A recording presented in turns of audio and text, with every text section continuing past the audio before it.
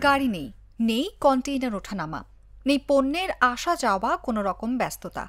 কারণ gate pass ফি বাড়ানোর প্রতিবাদে কর্মবিরতিতে গেছেন প্রাইম মুভার ও সিএনএফ শ্রমিকরা। রোববার সকাল থেকেই এই বন্দর যেন অচল হয়ে পড়েছে। গেট পাস বাড়াই দেওয়ার পরে 4 গুণ বাড়াই দিছে, এই জন্য গাড়িও ঢুকতেছে না।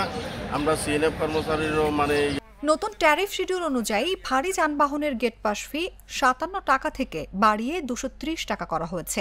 এই বাড়তি খরচেই ক্ষোভে ফুঁসছে শ্রমিকরা। কখন থেকে?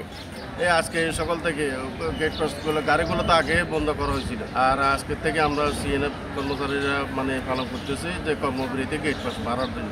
তবে বিচ্ছিন্নভাবে কিছু ডিপো ট্রেইলার চললেও মূল বন্দরের কার্যক্রম কার্যত থমকে গেছে। এতে শঙ্কায় পড়েছেন পণ্য আমদানি রপ্তানিকারকরা। আমরা আসলে বন্দরের রেভিনিউ কালেক্ট করি, আমরা সিএনএফ এর কর্মচারীরা। দেখা যাচ্ছে আমরা দেখতেছি বন্দরকে সচল রাখার জন্য ওই জায়গায় যদি আমাদেরকে প্রতিবন্ধকতা সৃষ্টি করে, যেখানে আমরা 10 টাকার গেট পাস এখন বর্তমানে 100 টাকা দিয়ে গেট পাস করতে হচ্ছে, আবার তার মধ্যে 15% ভ্যাট যোগ হয়ে মোট 115 টাকা। আগে ছিল আমাদের 13 টাকার মধ্যে এখন 115 টাকা। তার মধ্যে আমরা যারা মোটরসাইকেল ইউজার বন্দরে যারা সিএনএফ তাদের সেম অবস্থা।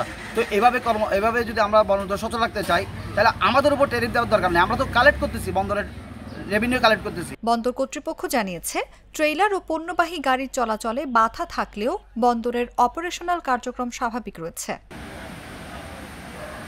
শনিবার পোর্ট ইউজার্স ফোরামের সভায় উঠে আসে এই অভিযোগ। এক সপ্তাহের মধ্যে সমাধান না হলে পুরো বন্দর বন্ধের হুঁশিয়ারিও দেন তারা।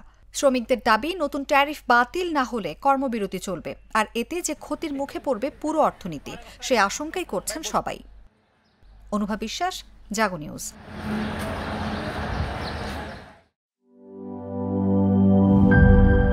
আপনার প্রিয় কাপড়ের যত্নে এলো এনজাইম সমৃদ্ধ Arik silver wash detergent powder, 500 গ্রাম মাত্র 70 টাকা। প্রিমার্ক।